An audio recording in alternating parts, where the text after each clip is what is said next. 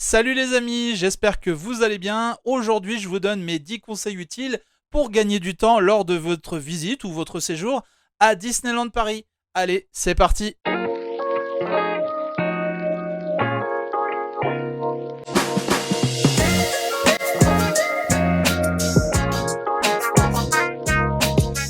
Alors, il faut bien se l'avouer, quand on vient en famille et surtout avec des jeunes enfants à Disneyland Paris pour un séjour, eh bien, il va falloir être bien organisé et vraiment armé de patience. Si vous voulez tenter l'improvisation à Disneyland Paris, bon courage lors de votre visite. Mais personnellement, je vous conseillerais plutôt de faire votre programme à l'avance pour une raison simple, le temps. Le temps est précieux quand vous faites votre visite, votre séjour à Disneyland Paris. Et donc, l'objet de cette vidéo, c'est de vous donner tous mes tips, tous mes conseils les plus, j'ai envie de dire, pertinents pour que vous puissiez gagner un maximum de temps et préparer votre visite au mieux et que votre expérience soit la plus complète possible quand vous venez à Disneyland Paris. Donc, on va voir ça en 10 conseils, voilà, tout simplement. Et ben c'est parti, conseil numéro 1. Alors, le premier conseil, c'est déjà de se poser la question à quel moment venir à Disneyland Paris. Parce que oui, la première chose à faire, c'est de regarder un calendrier, bien évidemment pour choisir la date qui correspond au jour de votre visite ou votre séjour. Donc, soit en passant par les services de Disney en ligne ou en leur téléphonant, ils sont accessibles. Et vous avez d'ailleurs tous les renseignements sur le site officiel www.disneylandparis.com. Si vous faites une réservation d'hôtel, vous pourrez demander également les calendriers d'affluence. Voilà, pourquoi je vous parle des calendriers d'affluence. Alors vous avez les calendriers de réservation, ça on le sait, on y est tous soumis depuis déjà maintenant 3 ans et demi. Ça commence à faire long, hein. Il est toujours là, hein, le calendrier de réservation, les amis. Et donc, ce calendrier d'affluence, vous pourrez le trouver facilement en tapant soit sur votre barre de recherche, peu importe le moteur de recherche, calendrier d'affluence Disney. Et vous allez avoir plein de sites qui vont vous proposer tout simplement des calendriers d'affluence du parc Disneyland Paris pour savoir à peu près les périodes où c'est rouge, où c'est orange. Vous allez voir, ça reste à peu près toujours la même chose. Vous allez pouvoir définir quelle période est la plus propice. Si vous êtes par exemple en ce moment sur le festival d'Halloween, je vous cache pas que là c'est faisable, il y a beaucoup de monde, hein, on va pas se mentir, comme dirait mon ami Rêveur. Salut à toi Rêveur. Euh, mais si vous venez par exemple là à la fin du mois d'octobre, donc je pense au 30-31 octobre, là ça va être encore pire. Et puis la saison de Noël va arriver. Et puis je crois au Nouvel An, non, il y a peut-être moins de monde au Nouvel An. Et après vraiment début janvier par exemple, c'est une période, après le Nouvel An, le 2 janvier, vous allez voir que c'est une période qui est vraiment plus calme. Après, ça repart, il y a le printemps, tout ça. Il va se passer des choses de toute façon, mais ça, on en reparlera plus tard dans une prochaine vidéo, quand j'aurai toutes les infos. Je sais juste j'attends la prochaine soirée passe annuelle. D'ailleurs, je ne sais pas quel sera le thème. Moi, je pense que ça va être sur le thème, on le sait tous, il y a le thème de la couleur qui avait été évoqué, ou de la lumière, je ne sais plus. Et puis un nouveau spectacle, un nouveau show avec des drones sur le château en référence à la parade électrique qui me manque tellement, les amis. J'ai connu ça quand j'étais tout petit sur Disney, la parade électrique. J'aimerais tellement Disney, s'il vous plaît. Faites-nous revenir la parade électrique sur Disneyland Paris, ça serait génial. Voilà. Donc, le calendrier d'influence, il va vous permettre tout simplement de savoir que, là, à telle date, il y a beaucoup de monde. Donc, pour les calendriers de réservation, je risque de ne pas avoir les dates que je veux. Ou alors, il faut passer par un hôtel Disney, moyennant des finances assez conséquentes, et là, qui vous donneront automatiquement accès, peu importe le calendrier de réservation, vous donneront forcément accès au parc. Voilà. Donc ça peut être une solution. Mais bon, que ça, c'est vraiment le premier conseil, c'est de vraiment s'y prendre à l'avance, de regarder le calendrier, et ça vous fera gagner forcément du temps déjà dans vos recherches. Alors bien sûr, il y a quelque chose qui peut vous permettre encore de gagner du temps, c'est d'acheter vos billets à l'avance. Moi, je vous conseille de le faire, mais généralement, je pense que les personnes qui ont des passes... Alors attendez, il y a des personnes qui ont des passes annuelles, voilà. Moi, personnellement, en tant que passe annuel, je n'achète pas mes billets pour Disney, finalement, au guichet. Je les achète plus du tout, puisque je paye un pass annuel tous les mois, voilà. Où il y a des personnes qui ont un pass annuel et qui l'ont payé d'un coup. Mais en général, je vais sur le calendrier de réservation, je regarde les dates, et puis je sélectionne les dates. Si c'est bon, bah, le jour J, je me rends sur le parc. Voilà. Donc ça, c'est un gain de temps, c'est sûr. Mais ceux qui n'ont pas de pass annuel, et qui ne souhaitent pas le faire, qui viennent occasionnellement. Alors, soit vous allez le faire en ligne, il y a plein de sites où d'ailleurs vous aurez, je pense, même des réductions, des offres, il y a toujours des offres, des choses comme ça. Donc, pensez à aller sur votre barre de recherche, taper, je crois que c'est billets ou tickets magiques, je ne sais plus. Je vous mettrai des liens en description de cette vidéo, justement pour peut-être vous aider dans vos recherches si vous souhaitez avoir des billets peut-être moins chers, voilà. Mais l'idée, pour gagner du temps vraiment, c'est d'éviter de vous rendre au guichet, par exemple des studios, le jour où il y a de l'affluence, où il y a beaucoup de monde, vous allez attendre, donc vous allez perdre du temps. Donc le but, c'est d'en gagner. Et pour en gagner, soit vous avez, si vous avez un comité d'entreprise, faites-le valoir, votre droit. Vous aurez des remises, et puis vous recevez les billets chez vous, voilà, tout simplement. Et puis le jour J, vous avez juste à vous présenter au cast member, au guichet, hop, vous vérifiez, vous passez les tourniquets, puis voilà. C'est quand même un gain de temps. Petite astuce, si vous avez dans votre entourage, ça je voulais le dire, ça peut paraître bête, mais vous pouvez avoir quelqu'un dans votre entourage, un ami ou une connaissance, qui possède un passeport annuel. Notamment un Magic Plus ou un Infinity. Essayez de voir avec cette personne si elle peut pas vous faire bénéficier d'un billet magique. Pourquoi ? Parce que d'une part, le billet magique il se réserve à l'avance, au moins 15 jours à l'avance, donc gain de temps. Et en plus, vous allez avoir, avec un billet Infinity, je crois que le moins cher, on était à 42 euros, quelque chose comme ça. Et pareil, je vous remettrai en description les tarifs voilà, des billets magiques. Donc ça peut être un gain de temps précieux. Voilà, donc ça c'est mon conseil numéro 2, achetez vos billets en avance, tout simplement. Alors, une fois que vous êtes entré sur le parc, puisque vous avez gagné du temps en achetant votre billet à l'avance et en ligne, vous avez les moments de magie en plus. Si vous êtes porteur d'un passeport annuel, j'ai même pas besoin de vous le dire, vous le savez déjà, c'est un gain de temps. Pourquoi ? Parce que tout simplement, vous allez bénéficier d'un accès privilégié avant l'heure d'ouverture. Et ça, c'est quand même pas des moindres, surtout si vous êtes avec des tout petits. Ça va vous permettre d'aller faire des attractions très prisées. Je pense à Fantasyland dans Peter Pan Flight, voilà, ou Dumbo, qui sont très prisés. Allez voir Dumbo à 10h. Bon courage si vous n'avez pas un coup de fil ou quelque chose comme ça. Mais on va y revenir plus tard à ça. Donc ça, c'est un gain de temps. Vraiment un gain de temps précieux. Ou alors, si vous séjournez, encore une fois, dans un hôtel Disneyland Paris, voilà, un hôtel du parc, écoutez, là, vous aurez un accès vraiment privilégié. Vous bénéficiez des heures de magie en plus, comme n'importe quel passeport. Donc là, vous levez un peu plus tôt, et puis vous profitez, et puis il y a moins de monde, surtout dans les files d'attente. Donc c'est vraiment... moi, je pense que c'est ça, voilà. Et puis pareil pour les personnages. Mais on va y revenir dans cette vidéo, vous allez voir. Alors les amis, là, c'est un moment crucial de cette vidéo. On va aborder le nerf de la guerre à Disneyland Paris.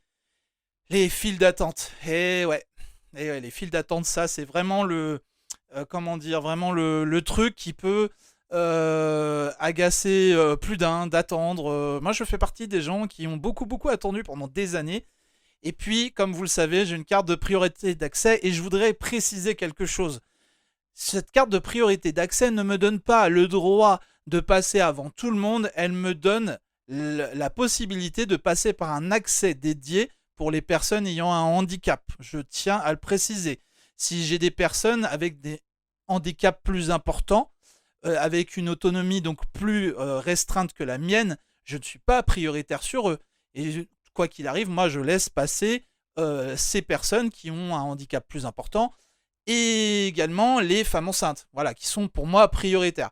Voilà, je voulais quand même le préciser parce que je pense que c'est pas toujours très évident pour certaines personnes, Mais voilà, ça ne me donne pas le droit de passer devant tout le monde. J'attends quand même un petit peu, mais j'attends moins, beaucoup moins dans les files d'attente.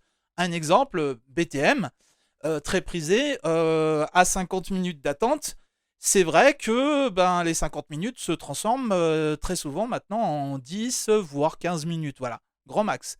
Mais je patiente comme tout le monde. Et il peut y avoir aussi beaucoup de monde dans la file handicapée. Attention, à ne pas négliger. Voilà, donc je voulais vous faire une petite précision déjà. Donc pourquoi je dis un nerf de la guerre? Parce que c'est vraiment le truc, quand on parle de Disney, c'est waouh, ça va être long, on va perdre du temps dans les files d'attente. C'est vraiment. Bon, voilà, c'est normal, c'est populaire, il y a beaucoup, beaucoup, beaucoup de monde. Et pareil, j'ai envie de dire avec les spectacles. Notamment quand vous allez à studio. D'ailleurs, j'ai vu Together, je vous invite à aller le voir. Magnifique, j'ai pris une claque, c'est une dinguerie, les amis. Allez voir Together, ciné-concert, c'est juste génial, le concept est fou. Voilà, je valide à 100%. Allez voir Together si vous avez l'occasion. Vous ne serez pas déçus. Et ben pareil, il faut attendre. Bon, vous attendez un peu moins, mais faut s'y prendre toujours plus tôt. Ça, c'est le but de la manœuvre. Et donc, vous avez la même chose après pour les rencontres, des personnages, et puis des fois pour les restaurants aussi. Voilà. Alors pour le coup, vous avez plusieurs options. Et la première que je vous propose, mon premier conseil, on va dire dans ce conseil, donc il y en a plusieurs, c'est de prendre un coupe-fil. Notamment le coupe-fil Premier Access. Alors oui, je sais, il est payant. Dans cette vidéo, j'ai décidé de ne pas prendre parti plus pour Disney ou par rapport à mon avis.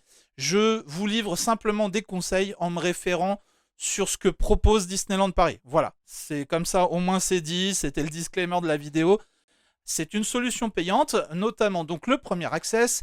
Alors vous avez deux options, vous avez le Premier Access One qui permet un passage pour une attraction choisie.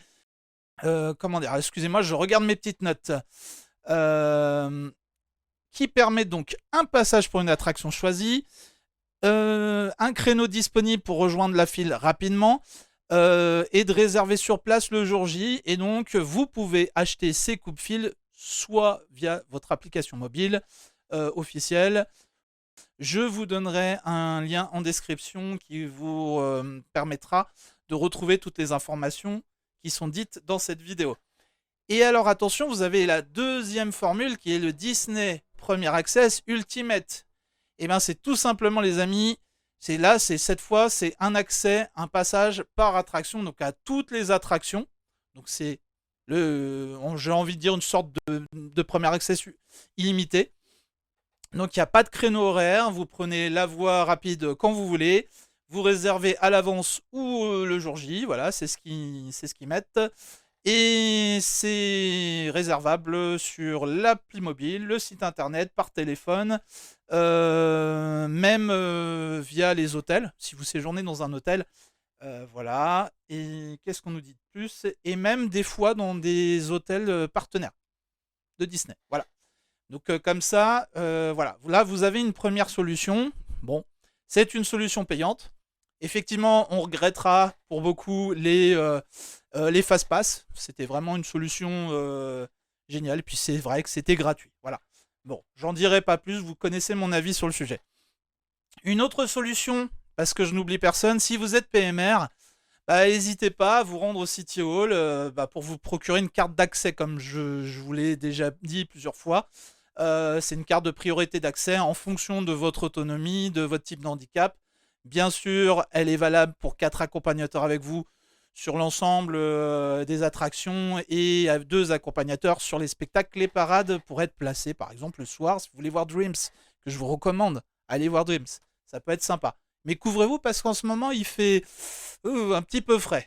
Voilà. Donc voilà, donc ça, c'est aussi une solution pour gagner du temps. C'est pour ça que je vous parlais de BTM tout à l'heure. Qu'est-ce qu'on a encore comme solution? J'oublie pas les futures mamans non plus. Vous avez toujours au City Hall ou Studio Service, j'oublie de le dire, respectivement sur les Walt Disney Studios ou Disneyland Park, vous allez pouvoir réclamer ces bracelets si vous êtes future maman. Et ces bracelets vous permettent un accès prioritaire, mais pas immédiat, c'est-à-dire vous avez une priorité sur les gens qui ne sont pas, qui sont, on va dire, valides et des femmes qui ne sont pas enceintes, mais vous n'êtes pas prioritaire. C'est pas parce que vous êtes enceinte que vous allez forcément doubler tout le monde. C'est aussi important de le rappeler. Donc, c'est une priorité d'accès aux attractions, mais aussi au spectacle et aux rencontres avec les personnages et aussi aux caisses des restaurants ainsi que les caisses des boutiques. Mais bon, ça, je pense que c'est un peu comme partout. C'est pas que vous pouvez retrouver la même chose quand vous êtes enceinte. Vous avez une priorité quand vous allez à Auchan, à Carrefour, je sais pas où, dans la vraie vie, j'ai envie de dire. Voilà. Et il y a encore une autre solution, parce que je n'ai pas oublié les jeunes parents avec des jeunes enfants, très jeunes enfants, qui généralement, je crois, à partir de 2 ans, 2 ans et demi, bon, c'est peut-être pas encore l'âge pour aller dans les attractions. Il y a ce qu'on appelait le baby switch. Pour certains, si vous connaissez, si vous avez déjà expérimenté, n'hésitez pas à me le dire en commentaire.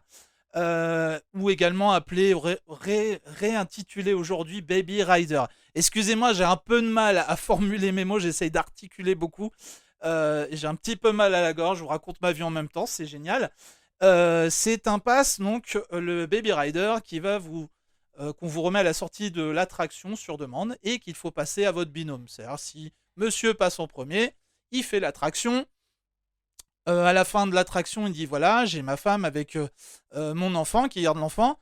On vous remet donc ce baby switch, ce baby rider, que vous allez donner donc à votre binôme, à votre épouse, qui elle va prendre le billet et donc elle va, en passant uniquement par les sorties bien sûr, elle ne va plus attendre, elle n'a pas besoin de faire la queue, c'est immédiat, elle va embarquer immédiatement dans l'attraction à son tour. Donc voilà, un gain de temps très précieux, les amis. Alors, il y a les rencontres personnages. Ça aussi, je vous disais tout à l'heure que c'est propice à beaucoup de files d'attente. Surtout en ce moment, avec le festival d'Halloween, je vous garantis que pour voir Sally and Jack à Phantom Manor, il faut s'y prendre vraiment, vraiment à l'avance. Et même des fois avant la fin de l'horaire, excusez-moi, vous arrivez, on vous dit que la rencontre se termine à 16h30. C'est-à-dire que vous avez des horaires, par exemple, de 9h30 à, je dis une bêtise, 14h. Vous arrivez à 11h et on vous dit, ah ben non, on ne peut pas vous prendre dans la file parce que c'est déjà complet, il y a déjà tellement de monde. Donc vaut mieux s'y prendre le plus tôt possible. Ça, c'est le seul vrai conseil utile, c'est de venir toujours le plus tôt possible pour être le premier à passer. Vous avez les horaires des rencontres personnages sur l'application mobile ou via le site Disneyland Paris, le site officiel, où vous allez retrouver donc les personnages, les spectacles, etc. Donc je vous invite vraiment à le faire. Plus tôt vous vous y prenez forcément, hein, et plus tôt vous êtes sur place et plus tôt vous avez des chances de voir plus tôt, par exemple, c'était pour le jeu de mots, ou d'autres, ou Sally and Jack, comme en ce moment, des personnages très prisés d'Halloween, mais il y en a beaucoup d'autres. Voilà, donc ça c'est vraiment le premier vrai conseil. Ne négligez pas ça. Je voulais aussi, encore une fois, parler des PMR. N'hésitez pas à vous manifester auprès des cast members au moment de la photolocation avec le personnage que vous avez choisi. Venez un petit peu au devant de la foule, vous allez voir vous le présenter, vous lui expliquer. Des fois, vous avez la possibilité, même s'il y a beaucoup de monde, il va vous faire patienter, je le rappelle, je vais y arriver, je le rappelle, vous n'avez pas une priorité sur tout le monde, vous avez un accès qui vous permet de passer sans trop attendre. Mais c'est-à-dire, vous ne passerez pas s'il y a qu'une famille qui est déjà en lice, vous n'allez pas lui passer devant. Voilà, on va vous dire attendez, on va voir en fonction du nombre de personnes, il y a des familles aussi, et on vous fait passer entre deux. En fait, c'est un petit peu comme ça que ça fonctionne en réalité. Je sais que ça paraît un peu décousu tout ce que je vous dis, mais j'analyse au fur et à mesure de mes visites à Disney, et puis c'est mon retour d'expérience personnelle, hein, que je vous livre, hein, c'est vraiment personnel. Voilà, c'est vraiment comme ça que ça fonctionne. Donc ne vous étonnez pas si on vous dit, ah bah non, oui, mais j'ai une carte de priorité, ceci, cela. Sachez que vous avez toujours des gens qui vont avoir un handicap peut-être plus, si vous êtes PMR, peut-être plus important. Voilà, moi je vous parlais d'autonomie parce qu'en fait c'est ça. Il y a des personnes en fauteuil roulant. Bah, une personne en fauteuil roulant sera prioritaire sur vous. Pourtant vous êtes prioritaire sur une personne valide. Voilà. Et il y a quand même les femmes enceintes. Et les femmes enceintes vont quand même prioritaire. Voilà, sur. C'est tout un cheminement. Alors, je vais pas vous faire trop de blabla. Donc, pour les rencontres personnages, moi, ce que je vous conseille aussi, euh, si vous venez sur plusieurs jours, sur un séjour, consacrez, honnêtement, consacrez une journée. Vous vous dites, voilà, je viens 3 jours. Vous consacrez une journée sur les rencontres personnages. Vous ne faites que ça. Voilà, moi je vois par expérience, j'imagine bien, si vous avez une petite fille, un petit garçon, vous voulez faire la rencontre Meet Mickey au même moment, et puis la petite elle veut aller faire, veut aller voir les princesses, c'est très très long, c'est très prisé, c'est voilà, c'est comme Pinocchio, l'attraction, comme Peter Pan, comme Dumbo. Vous voyez, c'est vraiment les grosses attractions, ou même, j'ai envie de dire, It's a Small World, où il y a toujours beaucoup de monde. Donc c'est le même principe, venez le plus tôt possible, consacrez une journée à ça, faites votre recherche en amont, vous avez toutes les informations sur le site, vous allez gagner du temps. Forcément, vous allez gagner du temps si vous vous organisez. C'est ça que je veux dire, le propos de cette vidéo. Organisez-vous le plus tôt possible, gagnez du temps. Comme ça, quand vous arrivez le jour J, premier jour, je fais les rencontres personnages.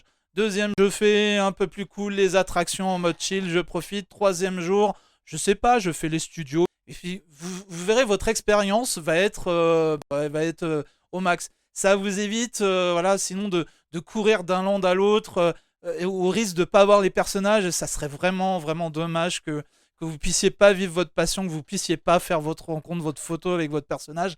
En tout cas, moi, je souhaite que vous puissiez kiffer votre séjour à Disney. C'est pour ça que je fais cette vidéo en vous donnant mes petits conseils. Voilà, j'espère que ça, à ce moment de la vidéo, j'espère que c'est pratique pour vous. J'espère que ça vous est utile.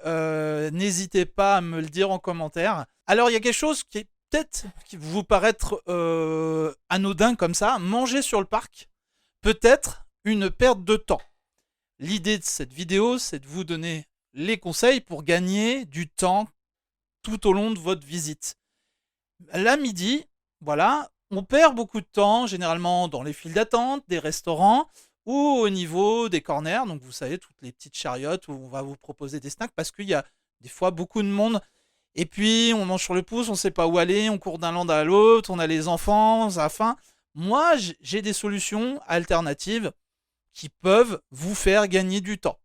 La première, c'est la solution la plus commune, vous l'aurez compris, c'est bien sûr de ramener votre pique-nique. Vous allez gagner du temps et de l'argent, ce qui n'est pas plus mal. Vous pourrez vous poser à des endroits dédiés. Vous avez des endroits dans les Landes avec des tables, c'est gratuit, vous pouvez vous poser, il n'y a aucun souci, vous êtes à l'abri, à l'ombre s'il y a beaucoup de soleil l'été, s'il pleut, bah, au moins vous êtes à l'abri, vous mangez assis dans des bonnes conditions, ce qui n'est pas plus mal, et donc vous avez le droit de ramener votre pique-nique. Je tenais à vous rappeler que les pelouses, l'ensemble du resort sont interdites. Hein. C'est voilà, je sais qu'il y a des fois des familles qui se posent, mais évitez de le faire. Vous allez vous faire remonter gentiment les bretelles par Disney, parce que voilà, ça fait partie des décors, les pelouses, voilà. Donc voilà. Mais sinon, on ne vous empêche pas d'amener votre pique-nique. Voilà. Donc ça, c'est une première solution. L'autre solution, si vous souhaitez quand même vous faire plaisir, parce que vous avez le droit de manger dans des restaurants, et puis c'est vrai qu'il y a des choses sympas. Voilà, finalement, sachez qu'entre midi et 14h, c'est la blinde assurée, c'est la cohue. Tous les restaurants sont prisés généralement. Voilà, et après, à partir de 14h, vous allez voir, ça se décante. Il y a de la place dans les restos, il y a beaucoup moins de files d'attente, les gens sont repartis faire les attractions ou partis continuent de manger parce que vous savez, ça mange toute la journée à Disney, c'est impressionnant. Donc voilà, manger en décalé, manger ou alors manger un tout petit peu plus tôt. Voilà, par exemple, avec votre pique-nique ou je sais pas, ou essayer de venir sur les coups de 11h, 11h30. Après, ça dépend à quelle heure vous êtes levé. Enfin voilà, après vous faites ce que vous voulez, bien évidemment. Ce n'est que des conseils pour vous faire gagner du temps. Il y a quelque chose aussi par rapport au restaurant. Bah ça, la plupart, les buffets, je pense chez Rémi, au bistrot de chez Rémi, ou Walt, ou Chuck Wagon, ou ce que vous voulez, sont des réservations, voilà, qui vous permettent de venir après manger. Vous avez votre réservation, vous l'avez fait peut-être une semaine, 10 jours avant votre séjour. Donc ça, vous êtes tranquille. Vous savez, moi, voilà, tel jour, paf, je mange à telle heure. C'est limpide, vous vous stressez pas, vous arrivez, vous mangez, vous êtes sûr d'avoir votre place et de manger ce qui vous fait plaisir. Et c'est le but, faites-vous plaisir les amis. Voilà. Vous n'avez pas pu avoir de réservation. Allez directement des fois voir par exemple à la Grava Café, demandez peut-être à l'accueil de la Grava Café, c'est un exemple hein, parce que c'est très bon en même temps, donc allez-y. Demandez si c'est pas possible de manger. Des fois, on vous laisse rentrer et ça vous permet de faire quand même un buffet à volonté ou des petites choses comme ça, bien sympa à Disneyland Paris. Voilà, mais bon, ça c'est secondaire. Mais prenez de l'avance ou alors si vous faites cette solution là que je viens de vous dire, d'aller directement voir les restaurants, faites-le par exemple pour la veille au lendemain si vous êtes sur un séjour. Voilà, ça peut marcher. On dit ah bah finalement j'avais pas de réservation, il y a quelqu'un qui s'est désisté. Bah super, demain, ah bah on m'a donné un créneau, on vous donne un petit papier, hop, c'est réservé. Et vous revenez et vous avez votre réserve. Et tout simplement, bah voilà, vous avez encore une fois gagné du temps. Et oui les amis, allez on continue, conseil numéro 7. Alors il y a quelque chose que vous ne savez peut-être pas à Disneyland Paris. Quand vous faites une journée lambda, je ne vais pas parler d'une visite, vous démarrez le matin à l'ouverture, vous allez vous déplacer, vous rendre d'un land à l'autre, vous allez marcher, puis vous allez aller jusqu'au studio, puis des fois vous allez revenir sur le parc principal, et puis au Disney Village, enfin, vous allez marcher. Ça c'est sûr, c'est une certitude, vous allez marcher, beaucoup marcher. Mais au bout d'un moment, si vous êtes avec des jeunes enfants, moi par expérience, étant papa de 2 enfants, j'ai fait Disney avec mes enfants quand ils étaient plus jeunes. Waouh, j'avais mis un compteur de pas, mon record à Disney, 22 km les amis. Ouais, ça carbure pas mal. Donc voilà, donc du coup, je voulais travailler votre cardio, c'est pas mal aussi. Vous pouvez même faire des petits footings si vous levez plus tôt. Pendant les heures de magie, c'est super. Voilà, donc blague à part, euh, vous allez être vraiment crevé au bout d'un moment à force de marcher, de revenir sur vos pas, à moins que vous connaissiez les raccourcis qui existent pour accéder plus facilement au land, bah, tout simplement Discoveryland, Fantasyland, Adventureland, Frontierland et Main Street. Alors, principalement, quand vous arrivez sur Disney, vous arrivez sur le Town Square, donc la place où vous retournez derrière la gare, vous avez Mickey le matin qui vous accueille. Vous avez devant vous Main Street avec le château en visuel. Voilà, vous l'avez. Et vous avez de part et d'autre, à gauche, vous avez Liberty Arcade, donc en fait, qui permet de contourner sur la gauche Main Street, là, donc qui est l'artère principale, qui peut être blindée. Voilà, tout simplement. Il peut y avoir beaucoup de monde, je pense notamment au moment des parades, essayer de retraverser gauche-droite avec les enfants. Les gens ne se poussent pas vraiment, enfin bon. Voilà, moi je vous conseille de prendre ces artères, vous allez avoir des raccourcis. Et quand vous contournez, par exemple, Liberty Arcade sur votre gauche, et que vous continuez tout de suite à gauche sur la gauche, petite galerie à l'abri, vous continuez, vous faites encore 200 mètres, vous vous retrouvez à Adventureland. Si vous continuez encore un petit peu plus loin, vous avez un croisement où vous avez le passage d'Aladin, donc Adventureland, ou alors vous avez un accès, vous vous retrouvez vers Frontierland, en direction de Frontierland. Mais c'est vrai que vous passez devant la porte de Frontierland et vous pouvez encore continuer comme ça. Et ainsi de suite. Vous faites la même chose à droite en passant par Discovery Arcade. Donc quand vous êtes toujours sur Town Square, en face de vous, à droite, vous contournez en passant sous l'arcade, toujours à l'abri. En même temps, vous avez les boutiques. Vous pouvez rentrer dans les boutiques, donc c'est des raccourcis. Vous pouvez ressortir d'un côté. Donc c'est ce qu'on appelle des petits raccourcis, des passages. Vous pouvez accéder à Discoveryland et à Fantasyland. Ça vous permet après de contourner derrière le hub.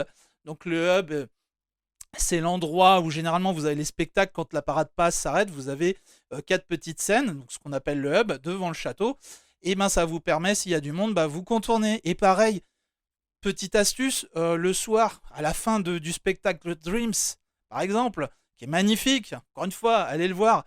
Vous le voyez, cet instant où le spectacle est fini, il y a tout le monde, l'artère principale de Main Street est blindée, les amis. Autant vous dire que vous allez mettre, si vous suivez le mouvement, vous allez mettre un quart d'heure pour rejoindre l'autre bout de la sortie.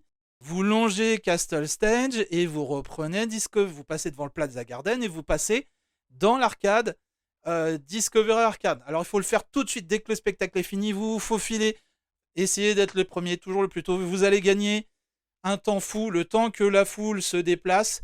Vous allez gagner, allez, honnêtement, 10 bonnes minutes.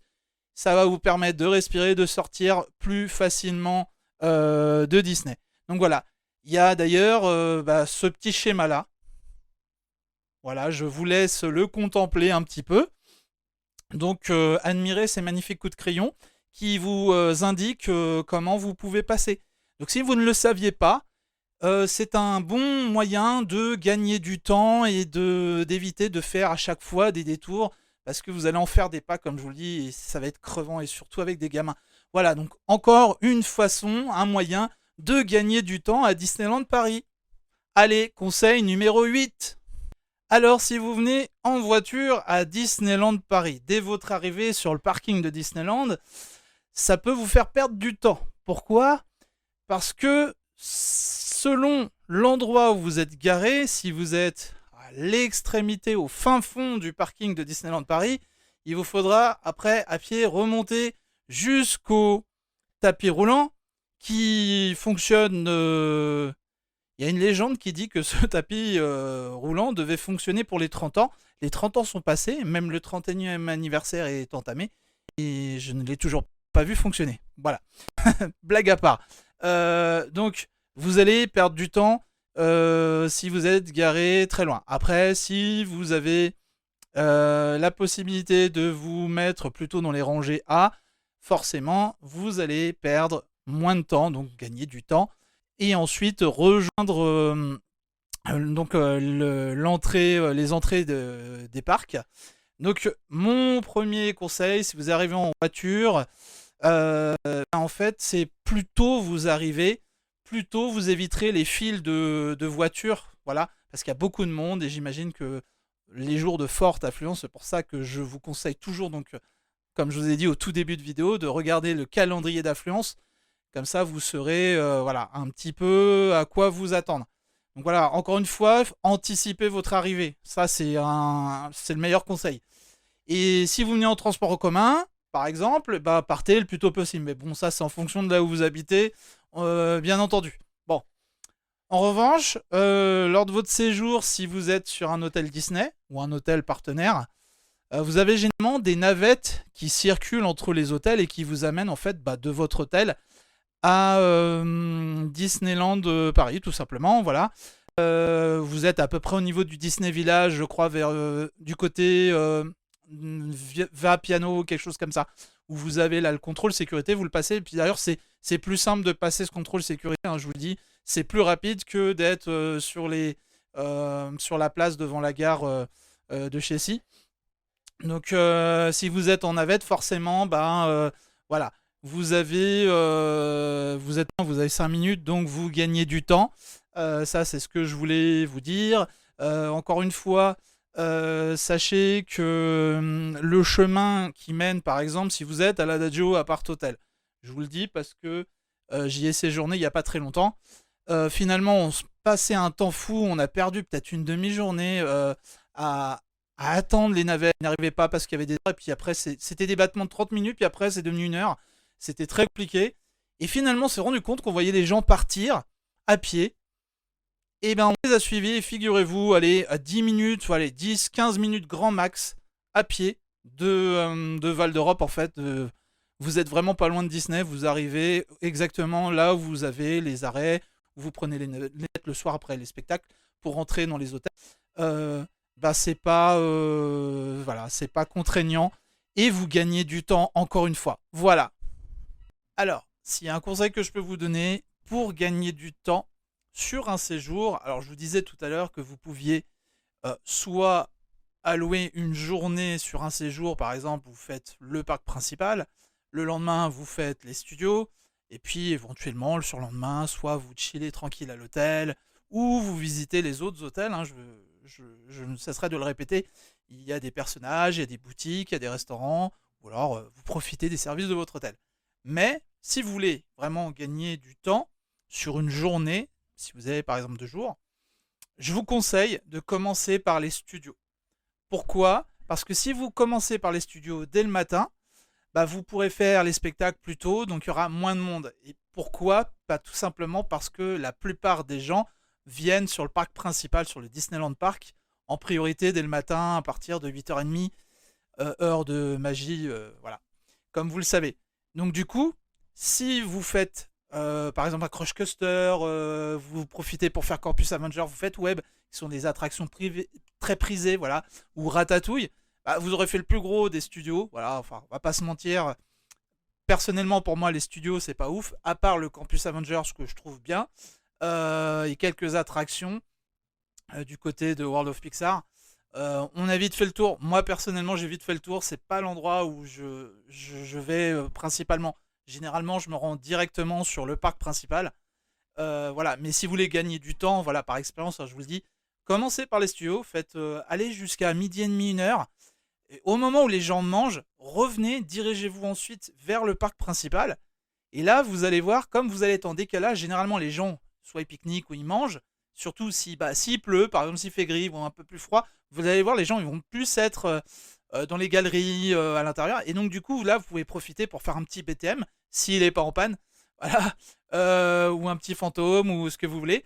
Vous allez voir qu'il y aura quand même un peu moins de monde. Et donc, avec le décalage, bah, vous allez gagner du temps. Et du coup, ça vous permet d'enchaîner. Si vous mangez en décalage, comme je vous disais tout à l'heure, vous gagnez un temps précieux et puis vous faites vos petits programmes comme ça et vous passez une super journée jusqu'au spectacle le soir si vous restez jusqu'au spectacle. Donc voilà. Donc ça c'est un conseil voilà, qui peut vous permettre de gagner du temps encore une fois. Un dernier conseil qui peut être utile dans le cas, là je vais m'adresser à ceux qui viennent à Disney en solo. Ça peut arriver, vous faites un petit Disney en solo, voilà. Bah vous pouvez gagner du temps, justement parce que vous venez seul. Et il y a plusieurs façons simples de gagner du temps. La première, c'est d'éviter d'avoir un sac à dos, enfin vraiment de minimiser. Venez avec une petite veste, vous avez ça dans vos poches, vous minimisez les affaires, le sac à dos, tout ça. Bah déjà, au niveau du contrôle, là on vous fouille, bah vous allez passer par les fils no bag, donc sans sac, et ben vous allez passer beaucoup plus vite. Voilà, déjà donc ça c'est un gain de temps, le contrôle, parce que quand c'est blindé, que vous arrivez, qu'il y a du monde, ça peut être compliqué, parce que des fois il y a des personnes qui prennent leur temps. Voilà. Donc ça c'est une première option. Encore une fois, si vous venez seul, bah, lorsque vous allez aux entrées des attractions, alors peut-être pas toutes, attention, mais vous avez des fils single rider. Encore une fois, bah, allez dans les fils single rider. Finalement, vous allez, en fonction de l'affluence, hein, de l'attraction et, de la période, hein, si, voilà, vous allez bah, gagner un temps précieux. Par contre, bien évidemment, vous embarquerez seul. Et c'est selon comment dire, le flux de visiteurs et on va vous placer. Mais bon, ça vous permet de faire l'attraction, ça vous permet généralement de gagner quand même du temps.